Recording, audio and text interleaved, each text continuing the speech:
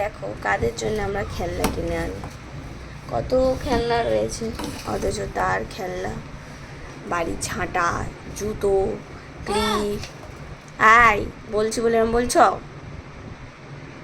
তুমি খেলনা নিয়ে খেলতে ভালোবাসো না? শুধু এইসব নিয়ে খেলো? এত কাজ করতে কে বলেছে? কে বলেছে এত কাজ করতে?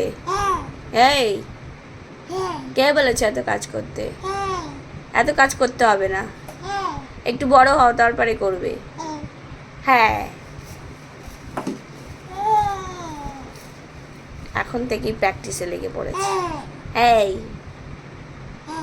এই চলে আসো, চলে আসো আমার কাছে, চলে আসো। তোর কে শোনে কার কথা? ও ওর মতোই চলে যাচ্ছে।